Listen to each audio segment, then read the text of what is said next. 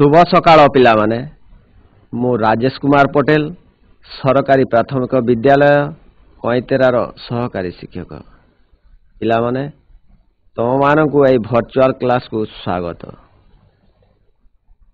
पिलामाने तुम माने जानिथिबो विदेशी माने आम देश को प्राय 200 वर्ष काल शासन करथिले। सेथि मध्यरु इंग्रेज ओलंदाज दिनामार पोर्तुगीज एमाने सबु शासन करथिले। इंग्रेज माने बहुत दिन धरी आमको शासन कले। से माने कोन कले ना आम देश को प्रथमे वाणिज्य करिबा पई अनुमति मागिथिले एवं आंगुठी पोसाउ पोसाउ हाथ पोसाई शेषरे सारा आमर भारत देश को शासन करवा के लागले एवं आमको लुंठित वांछित विभिन्न अत्याचार कले। तेणु यार प्रतिरोध करी आमर मुख्य पुरोधा बा मंग धरिले आमर जातिर पिता महात्मा गांधी। तांको नेतृत्व रे तांको अनुप्राणित होई अन्य नेता माने मध्य आगे जाई गले। तेणु ए नेता माने समस्त जनसाधारण को जागृत करिले एवं समस्त जनतार जागृत होई आमे एकजुट होई संघबद्ध होई एकता भाव रे स्वर उत्तोलन करे। विभिन्न एथिपाई केते जे लोकन को फांसी पाइबा पई पड़िछि मृत्युवरण करिबा पई पड़िछि ताहा एई अल्प समय मध्य रे वर्णना करिबा बखाणिबा असंभव।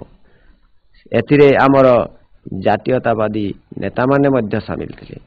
तेणु आस जानिबा पिला माने तमर इतिहास बहिर पंचम पाठ जातीयतावादी आंदोलन विषय रे आमे जानिबा। यह विस्तृत भाव रे जानिबा पई आमे चलो स्मार्ट बोर्ड पाखकू जीवा। आमको प्रथमे बुझिबाकू हेबो जे जातीयतावाद कोन।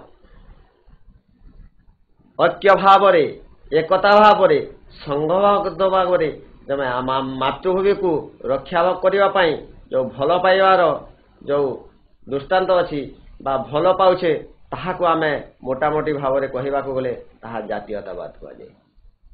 हेले आमे ता जातीयतावाद और विकास रो कारण गुडी को आज आमे पढिबा।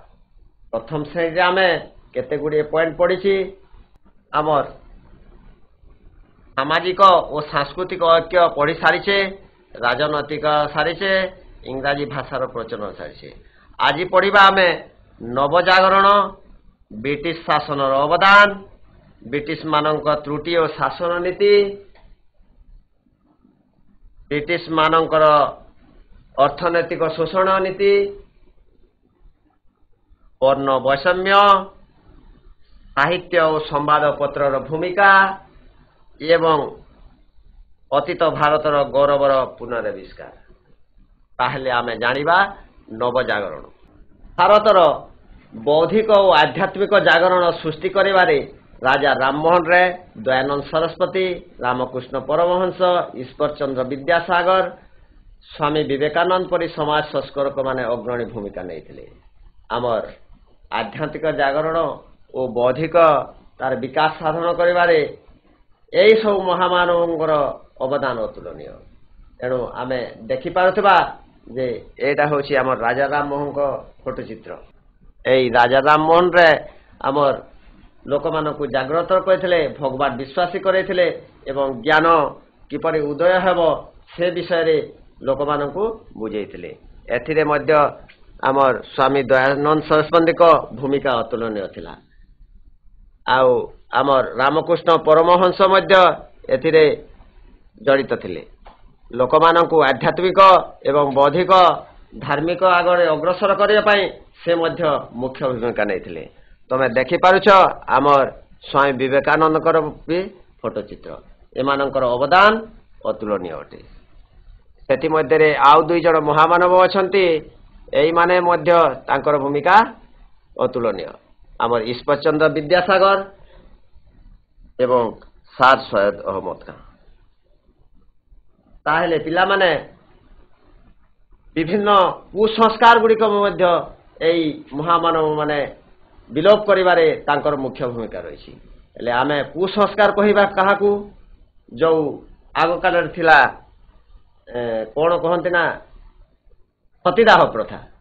ସତୀଦାହ ପ୍ରଥା କହିଲେ ଆମେ ମୋଟାମୋଟି ଭାବରେ ବୁଝିବାକୁ ହେବ ଯେ ଯଦି ଜଣେ ସ୍ତ୍ରୀର ସ୍ୱାମୀ ମୃତ୍ୟୁ ମୁଖରେ ପଡ଼ିଲା ତାହେଲେ ସେହି ସ୍ତ୍ରୀକୁ ବିଧବା ସଜାଇ ଦିଆଯାଉଥିଲା ଏବଂ ଜୋର ଜବରଦସ୍ତି ଅଗ୍ନିରେ ଝାସ ଦେବାକୁ କହୁଥିଲେ। କେତେ କଠୋର ନୀତି, କେତେ କୁତ୍ସିତ ନୀତି ଦେଖ। ଆମେ ପୋଡ଼ି ହେଇଗଲେ ଆମ ଦେହ କେମିତି ଲାଗୁଛି, କିନ୍ତୁ ସେ ଯଦି ସ୍ତ୍ରୀ ଯିବାକୁ ଅଗ୍ନିକୁ ଝାସ ଦେବାକୁ ଅମଙ୍ଗ ହେଉଥିଲା ତାକୁ ଜବରଦସ୍ତି ଠେଲି ଦିଆଯାଉଥିଲା ଏବଂ ସେ ମୃତ୍ୟୁ ମୁଖରେ ପଡ଼ୁଥିଲା। ଏପରି ଭାବରେ ଏଇ ସବୁ କୁସଂସ୍କାର ଅଛି। ଆମର ବାଲ୍ୟ ବିବାହ ପ୍ରଥା ଅଛି। ବାଲ୍ୟ ବିବାହ ଛୋଟ ଛୋଟ କିଶୋର କିଶୋରୀମାନଙ୍କୁ ଛୋଟ ଛୋଟ ସମୟରୁ ବାହା କରି ଦିଆଯାଉଥିଲା। ଏହା ଗୋଟେ କୁତ୍ସିତ ପ୍ରଥା ନୁହେଁ କି? ଏହି ସବୁ ପ୍ରଥାକୁ ବିଲୋପ କରିବାରେ ଆମର ଏଇ ସବୁ ମହାମାନବଙ୍କର ଅବଦାନ ଅତୁଳନୀୟ। ଏହାକୁ ଲୋପ କରିବାରେ ସେମାନେ ସକ୍ଷମ ହେଲେ। ଆଉ ଆମର ବହୁ ବିବାହ ପ୍ରଥା, ଏଇଟା ଗୁଡ଼ିକ ମଧ୍ୟ ଗୋଟିଏ କୁତ୍ସିତ ପ୍ରଥା। ଗୋଟିଏ ପୁରୁଷ ଯଦି ଚାହିଁବ ଯେତେ ଯେତେ ସ୍ତ୍ରୀ ଗ୍ରହଣ କରିପାରିବ। ସେଥିପାଇଁ ଏହି ପ୍ରଥା ଗୁଡ଼ିକ ଲୋପ କରିବା ପାଇଁ ଆମ ରାଜା ରାମମୋହନ ରାୟ ଏହାର ମଙ୍ଗ ଧରିଥିଲେ। ତାଙ୍କୁ ସାହାଯ୍ୟ କରିବା ପାଇଁ ଏହିସବୁ ମହାମାନବମାନେ ଥିଲେ ଆମର ସ୍ୱାମୀ ଦୟାନନ୍ଦ ସରସ୍ୱତୀ, ରାମକୃଷ୍ଣ ପରମହଂସ, ସ୍ୱାମୀ ବିବେକାନନ୍ଦ, ଈଶ୍ୱରଚନ୍ଦ୍ର ବିଦ୍ୟାସାଗର, ସାର୍ ସୈୟଦ ଅହମଦ ଖାନ।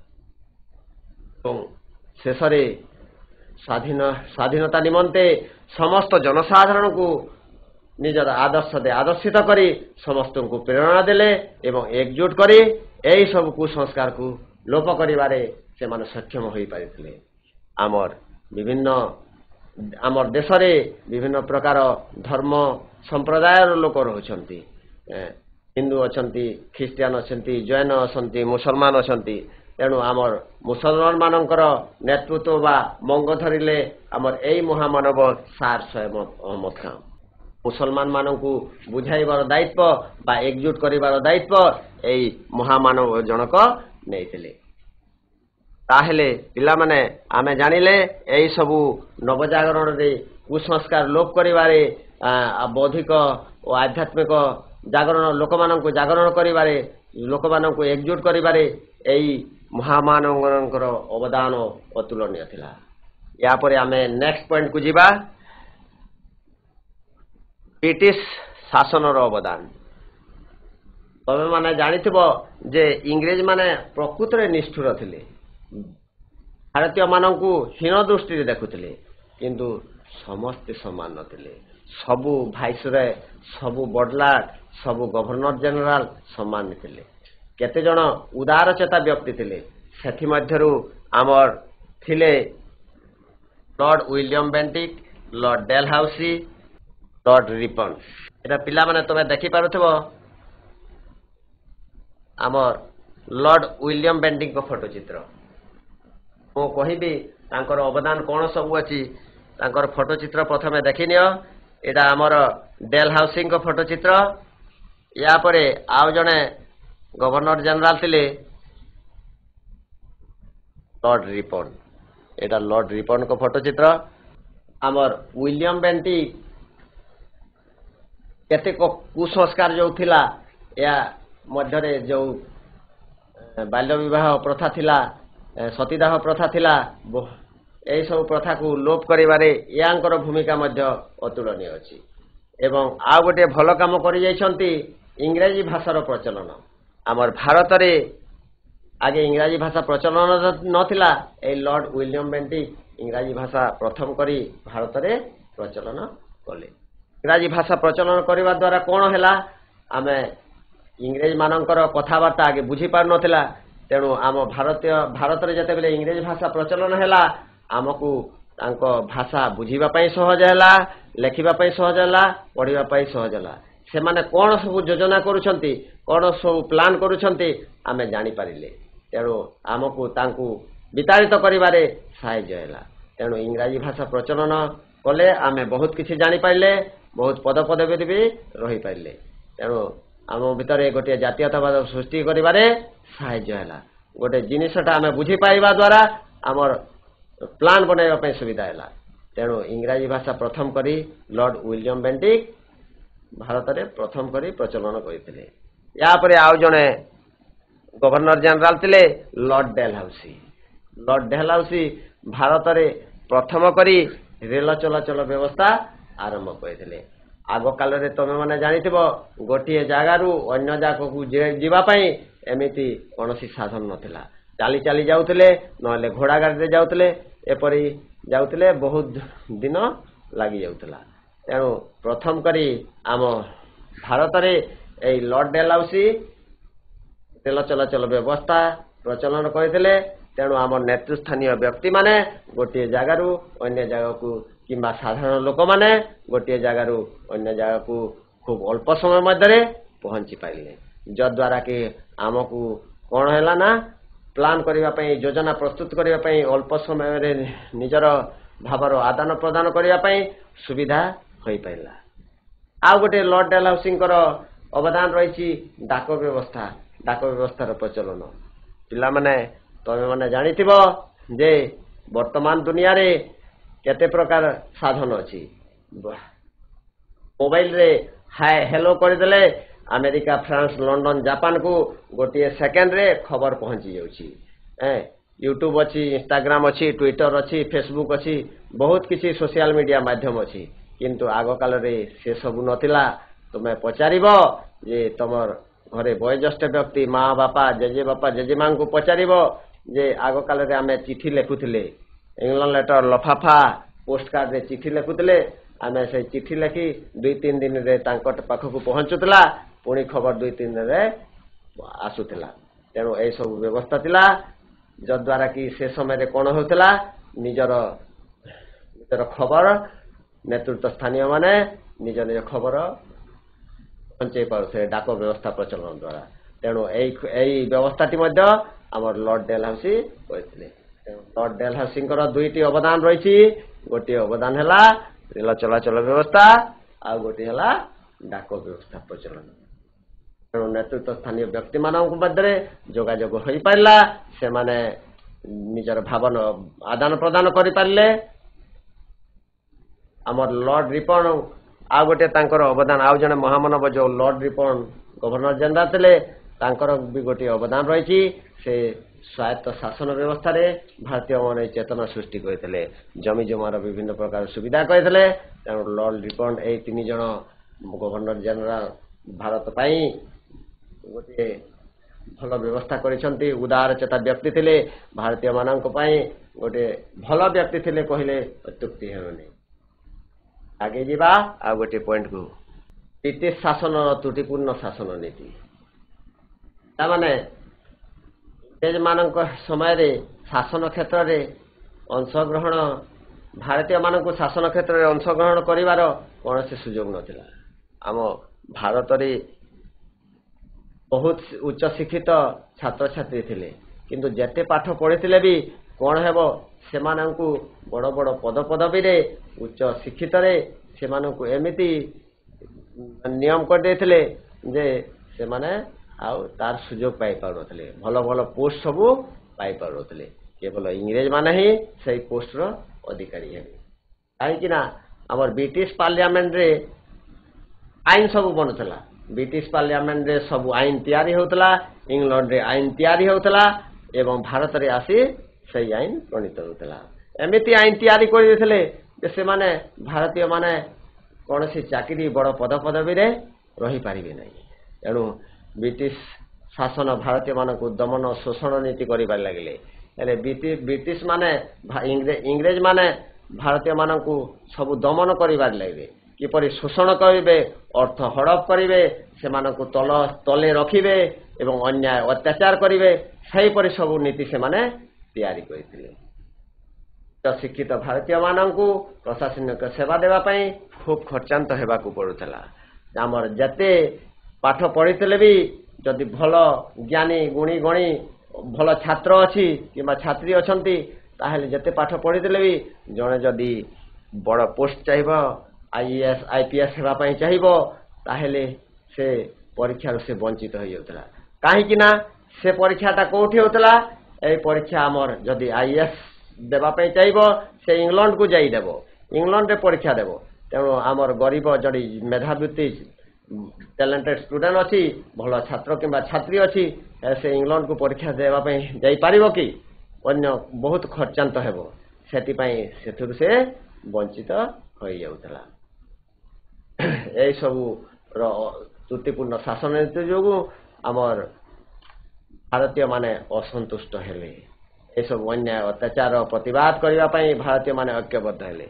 समस्त भारतीय एकजुट होई संगबद्ध होई एकता भाव यार प्रतिवाद कले स्वर उत्तोलन करे आर मंग धरिले आमर महामनिवी माने महात्मा गांधी जवाहरलाल नेहरू लाल बहादुर शास्त्री बिपिन बिहारी पाल लाला लजपत राय यही सबू थे ब्रिटिश शासन पद्धति सबु श्रेणी लोक मान स्वार्थ विरोधी थिला सबु श्रेणी धनी ठारू गरीब पर्यंत सबु श्रेणी कहापी गोटे भल सुजोग नथिला समस्ते सेमानंक विरोध में स्वर उत्तोलन करने को लगिले स्वार्थ निज स्वार्थ निहित नथिला स्वार्थ विरोधी सबु नीति सबु यही माने तैयारी करथिले तेणु विरुद्ध रे समस्ते विरक्ति भाव प्रकाश करी एकजुट होई स्वर उत्तोलन करने को बाध्य हेले मानकर अर्थनैतिक शोषण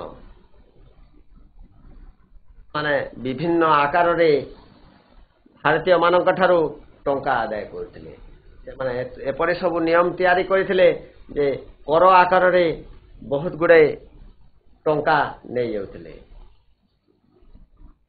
तृतीयांश कर जमीरू से माने जमीदार को निज भारतीय जमीदार रखी थे ब्रिटिश माने एवं जमीदार को एपरी योजना तैयारी करते जे चाषी माने बाध्य होई एक तृतीयांश कर देवे 3 भागर गोटे भाग कर देवे वर्तमान दुनिया रे कौन होची आमर चाष सरकार चाष न हेले आम जमी रे कर माफ कर दउछंती आमे जहाँ ऋण नेउछु जदि चाष न हेला बात्या हो गला मरुड़ी हो गला हेले आमे सरकार को आमर लोन देबा पई कर देबा पई पड़े नहीं किंतु से समय रे कौन होतला जे तुम जमी रे चाष हो किंबा न हो से कर देबा पई बाध्य तेणु जमीदार को आमे निश्चित भाव में कर देबा हेले चाषी कौन करिवो जदि चाष भल न हेला हेले से महाजन साहुकार ठारू शुद्ध आकार रे टंका आनिबो एवं मरुड़ी बात्या हो गला हेले से केमिति देव से कर से बाध्य होई से महाजन को से जमी को बिक्री कर देउतला किंबा जदि न हेले से आत्महत्या करबा पई बाध्य तैयारी कर राजस्व आकार रे मध्य बहुत गुड़ाए टंका विदेश को चली जाइतला वाणिज्य हिसाब रे मध्य तो माने मु कहिछि जे वाणिज्य प्रथम वाणिज्य करिया पई इंग्रेज माने आसीतले हाथ आंगुठी पसौ पसौ हाथ पसई देले एवं सारा भारत वर्ष को शासन करिबार लागे वाणिज्य कले एवं खूब कम रेट रे कम दर रे किणी चढ़ा रेट रे बिक्री करी अनेक गुड़ाई टंका इंग्लैंड को नहीं गले बहुत गुड़ाई अर्थ इंग्लैंड को पलई गला तेणु आम भारत गरीब होगा लगिला सब इंग्लैंड रे टंका ठूल हो गला यापर भारतर तुला जाई इंग्लैंड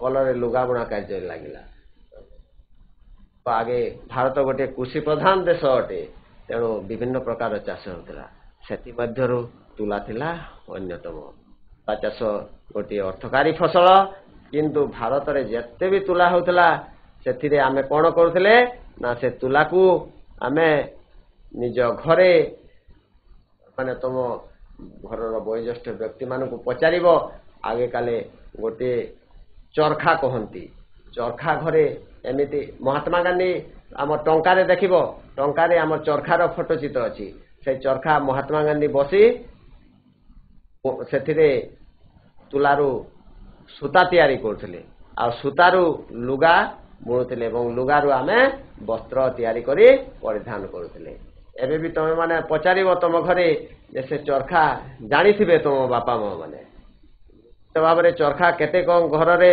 थिबो मध्य मोर पूरा आशा अच्छी तेणु से चरखा द्वारा आमर घरे घरे आमे निजे वस्त्र सूती वस्त्र परिधान करूँ आ से सूता वस्त्र देह पाई अति भल अटे ତେଣୁ କ'ଣ କଲେ ନା ଇଂରେଜ ମାନେ ସେଇ ତୁଲା ଗୁଡ଼ିକ ସେ ସମୟରେ ସବୁ ସଂଗ୍ରହ କରି ଇଂଲଣ୍ଡକୁ ପଠେଇଦେଲେ।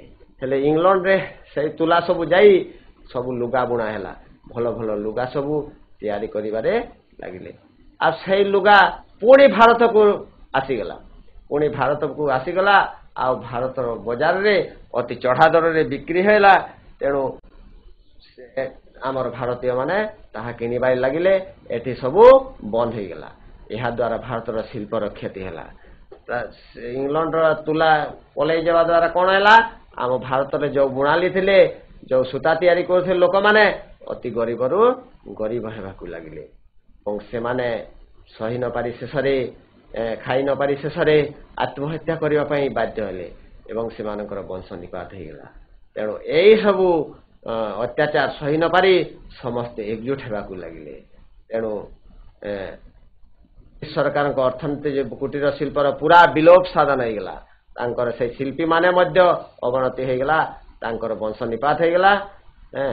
ତେଣୁ ଆହୁରି ମଧ୍ୟ ଜମି ଜମା ଆଇନ ପାଇଁ ଆମମାନଙ୍କ ସ୍ୱାର୍ଥ ବିରୋଧୀ ଥିଲା।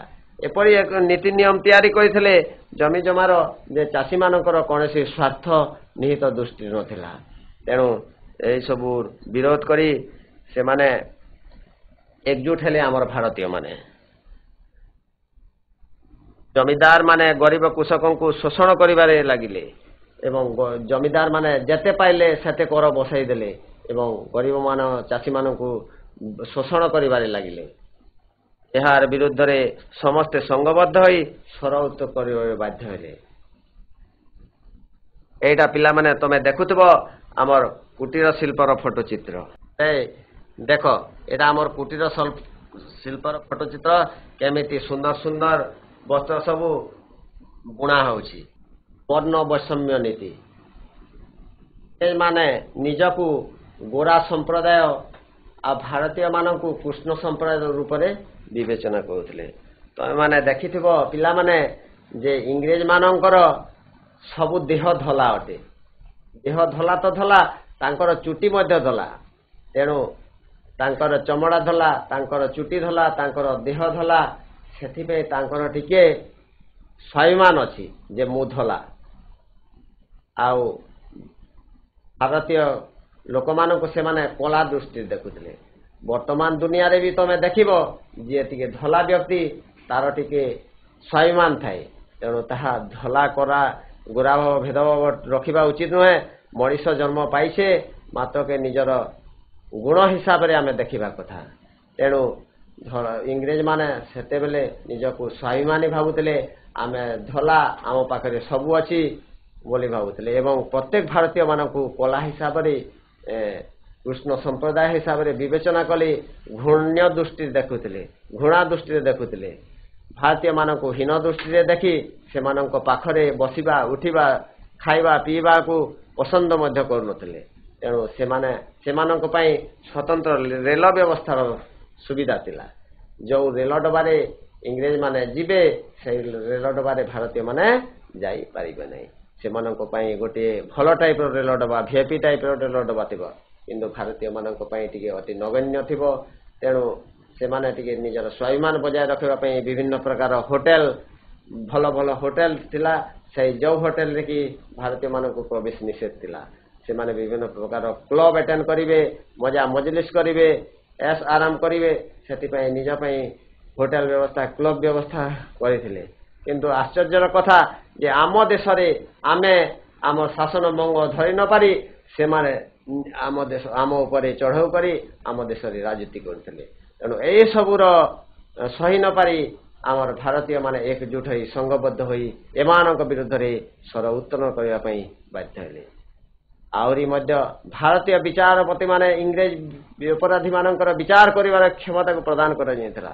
ଆଶ୍ଚର୍ଯ୍ୟର କଥା ତୁମେ ଯେ ଯଦି ଜଣେ ବିଚାରପତି ଅଛି ପ୍ରତ୍ୟେକ ଅପରାଧୀମାନଙ୍କର ବିଚାର କରିବାର କ୍ଷମତା ବିଚାରପତିଙ୍କର ଥାଏ। କିନ୍ତୁ ଏପରି ଏକ ସେମାନେ ନିୟମ ତିଆରି କରିଦେଇଥିଲେ ଯେ ଭାରତୀୟ ବିଚାରପତିମାନେ ଇଂରେଜ ଅପରାଧୀ ବା ଇଂରେଜ ଲୋକମାନେ ଯେଉଁ ଅପରାଧ କରିଥିବେ ତାର ଅପରାଧ ଭାରତୀୟ ବିଚାରପତି କରିପାରିବ ନାହିଁ। କିଏ କରିବ? ଭାରତୀୟ ଇଂରେଜ ଅପରାଧୀଙ୍କର ବିଚାର इंग्रेज अपराधींकर विचार ही इंग्रेज विचारपति करिब यह भी गोटे कुत्सित प्रथा नुहे कि तेणु शिक्षित भारतीय माने योग्य विवेचित हेले भी उच्च पद पदवी वंचित होते जिते पाठ पढ़ी न कहीं गोटे भारतीय छात्र बा छात्री बड़ बड़ योग्य पद पदवी से रहिबार सुजोग दे नथिले इंग्रेज माने यह भी गोटे घृण्य प्रथा अटे यही सब कारण जोगु प्रत्येक भारतीय मनरे उद्वेग जात हैला आ समस्त भारतीय एकजुट हेले एकत्रित होई संघबद्ध भाव में स्वर उत्तोलन करने बाध्य हेले यजमानंकर अत्याचार को विभिन्न महामानवी माने सही न पारी समस्त भारतीय कोण अणुकोण समस्त को एकजुट करी स्वर उत्तोलन करने विभिन्न आंदोलन करने विप्लव करने प्रवर्त्ताई थे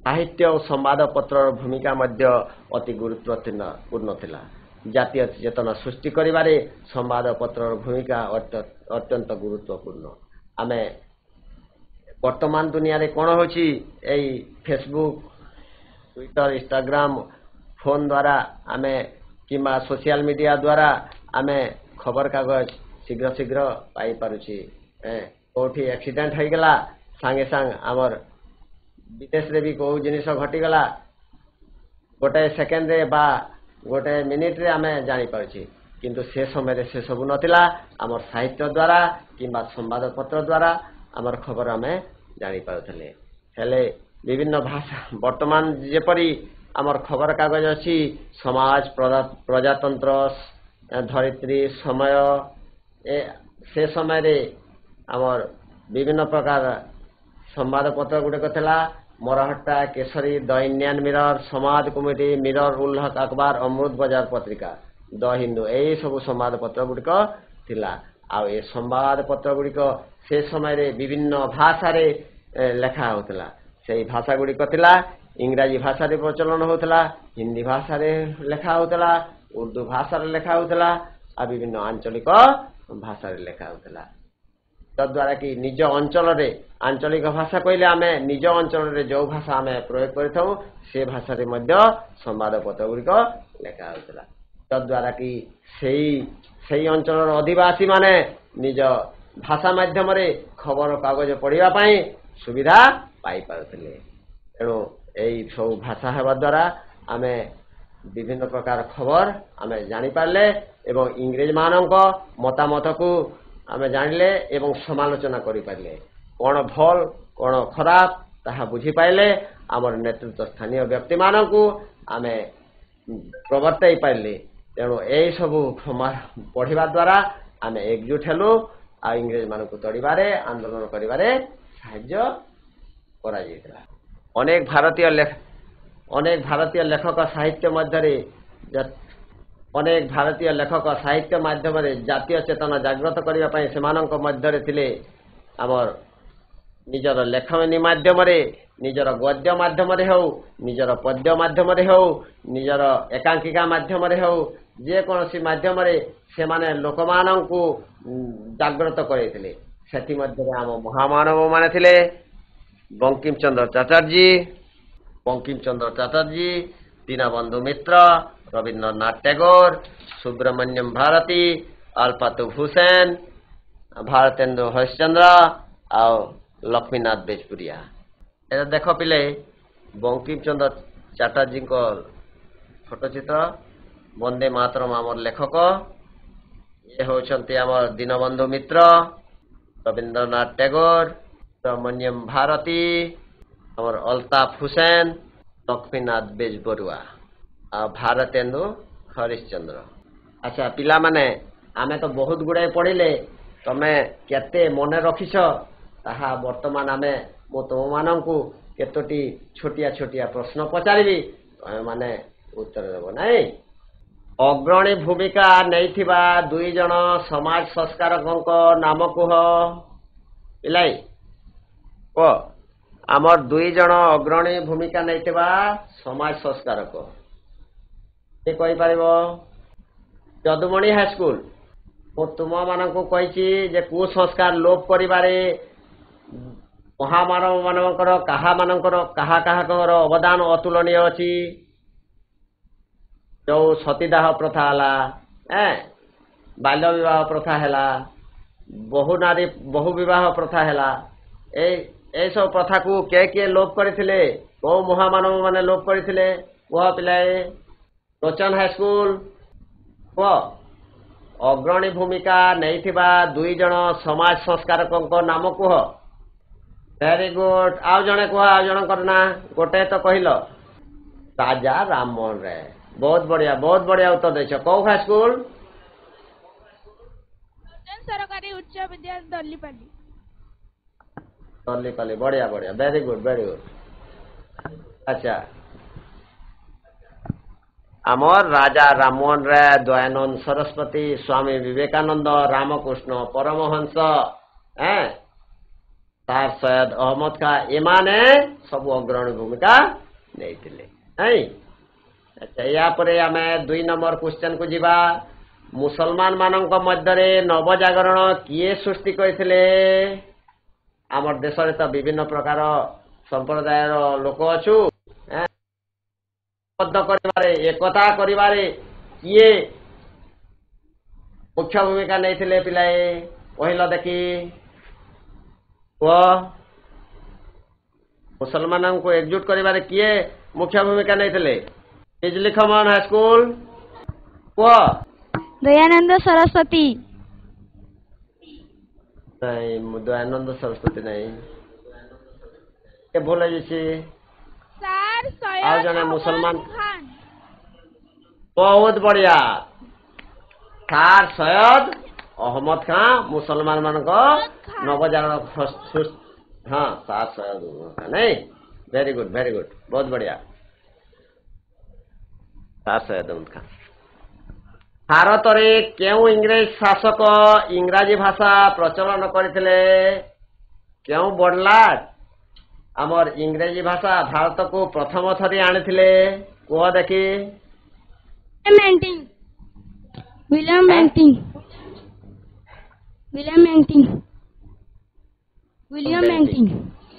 ହଁ, ବଢିଆ ଉତ୍ତର ଦେଇଛ। କୋଉ school? High school Bijli Khaman. Very good. ବଢିଆ। Government high school Bijli Khaman. Bijli Khaman. William Bentinck ପ୍ରଥମ କରି ଇଂରାଜୀ ଭାଷା ଭାରତରେ ପ୍ରଚଳନ କରିଥିଲେ। ଯଦ୍ୱାରା କି କଣ ହେଲା? ଆମକୁ ଇଂରେଜୀ ଭାଷା, ଆମ ନେତୃତ୍ୱ ସ୍ଥାନୀୟ ବ୍ୟକ୍ତି ମାନଙ୍କୁ ଇଂରେଜୀ ଭାଷା ବୁଝିବାରେ, ପଢିବାରେ, ଲେଖିବାରେ ସାହାଯ୍ୟ ହେଲା ଏବଂ ଯୋଜନା କରିବାରେ ମଧ୍ୟ ଆମକୁ ବହୁତ ସାହାଯ୍ୟ କରିଥିଲା। ନାଇଁ। 4 ନମ୍ବର ପ୍ରଶ୍ନ ପଢିବା ଆମେ। ଲର୍ଡ ଡେଲହାଉସିଙ୍କ ଅବଦାନ କଣ? ଲର୍ଡ ଡେଲହାଉସିଙ୍କ ଅବଦାନ କଣ? ସେ କୋଉ ଭଲ କାମ ଗୁଡିକ ଭାରତରେ କରି ଯାଇଛନ୍ତି ଯଦ୍ୱାରା କି ଆମକୁ ସୁବିଧା ହଉଛି? କୁହ ଦେଖି। ଲର୍ଡ ଡେଲହାଉସି କଣ କରି ଯାଇଛନ୍ତି ଆମ ଭାରତ ପାଇଁ? ଇଂରାଜୀ ଶିକ୍ଷକ ପ୍ରଚଳନ। ନାଇଁ, ଲର୍ଡ ୱିଲିୟମ ବେଣ୍ଟିଂ ପ୍ରଚଳନ।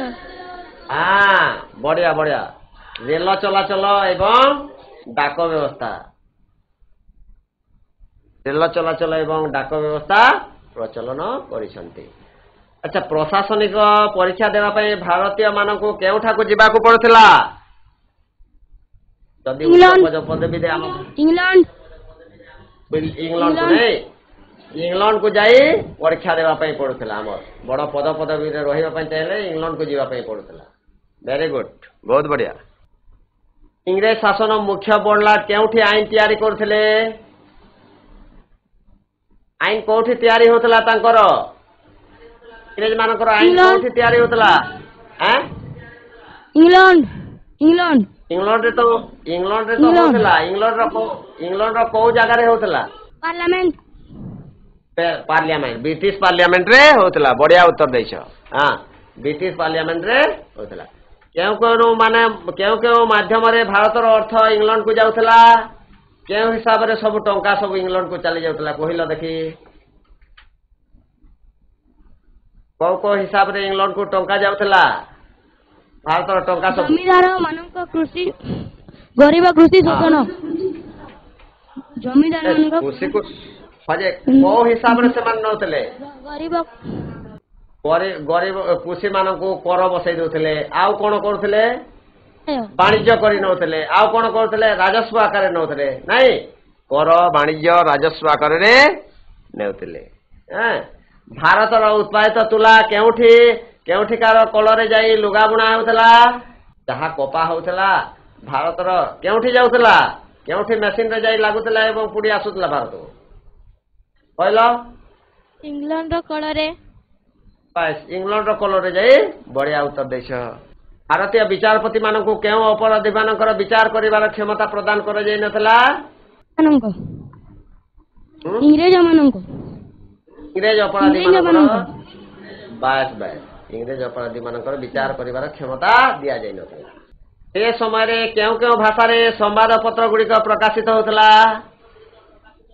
ବର୍ତ୍ତମାନ ତୁମକୁ ପଢେଇଛି ଉର୍ଦୁ ଭେରି ଗୁଡ୍ ହିନ୍ଦୀ ଇଂରାଜୀ ହିନ୍ଦୀ ଇଂରାଜୀ ଆଞ୍ଚଳିକ ଭାଷା ନିଜ ଆଞ୍ଚଳିକ ଭାଷାରେ ସେଇ ସବୁ ପଢା ଯାଉଥିଲା ନାଇଁ ହଁ ବଢିଆ ଉତ୍ତର ଦେଇଛ ସୁନା ପିଲା ସବୁ ଆଚ୍ଛା ବର୍ତ୍ତମାନ ଆମେ କ ସ୍ତମ୍ଭ ସହିତ ଖ ସ୍ତମ୍ଭର ମିଳନ କରିବା ନାଇଁ କ ସ୍ତମ୍ଭରେ ଅଛି ଗୋରା ସମ୍ପ୍ରଦାୟ କୃଷ୍ଣ ସମ୍ପ୍ରଦାୟ ଡେଲ ହାଉସି ସମ୍ବାଦପତ୍ର ଖ ସ୍ତମ୍ଭରେ ଆମର ଅମୃତ ଇଂରେଜ। ବଜାର ପତ୍ରିକା ରେଳ ଚଳାଚଳ ଭାରତୀୟ ଇଂରେଜ ଇଂରାଜୀ ଶିକ୍ଷା ପ୍ରଚଳନ ହେଲେ ବର୍ତ୍ତମାନ ମୁଁ ତୁମକୁ ଗୋଟେ ଗୋଟେ କହିବି ତମେ କହିବ ନାଇଁ ଆମର ଦେଖ ଗୋରା ସମ୍ପ୍ରଦାୟ ଖ ସ୍ତମ୍ଭର କାହା ସହିତ ମ୍ୟାଚ୍ ହେବ କହିଲ ଇଂରେଜ ବଢିଆ ଇଂରେଜ ଇଂରେଜ ନାଇଁ ଗୋରା ସମ୍ପ୍ରଦାୟ ଇଂରେଜ କୃଷ୍ଣ ସମ୍ପ୍ରଦାୟ ଭାରତୀୟ ବହୁତ ବଢିଆ ଉତ୍ତର ଦେଇଛ ଭାରତୀୟ ଡେଲ ହାଉସି ରେଳ ଚଳାଚଳ ବଢିଆ ରେଳ ଚଳାଚଳ ସମ୍ବାଦପତ୍ର ଅମୃତ ସମ୍ବାଦପତ୍ର ପତ୍ରିକା ଅମୃତ ବଜାର ପତ୍ରିକା ସମ୍ବାଦପତ୍ର ଅମୃତ ବଜାର ଆଚ୍ଛା ପିଲାମାନେ ତମେ ସବୁ ବଢିଆ ବୁଝିଛ ନାଇଁ ମୁଁ ପଢେଇବା ଭଲ ବୁଝିଲ ସବୁ ପ୍ରଶ୍ନ ଉତ୍ତର ଦେଲ ମୁଁ ତୁମମାନଙ୍କୁ ଅଶେଷ ଧନ୍ୟବାଦ ଦଉଛି ବର୍ତ୍ତମାନ ତୁମକୁ ଗୋଟେ ପ୍ରୋଜେକ୍ଟ ଦେବି ଘର କାମ ଗୃହ କାର୍ଯ୍ୟ ଦେବି ତମେ କରିବ ହେଲା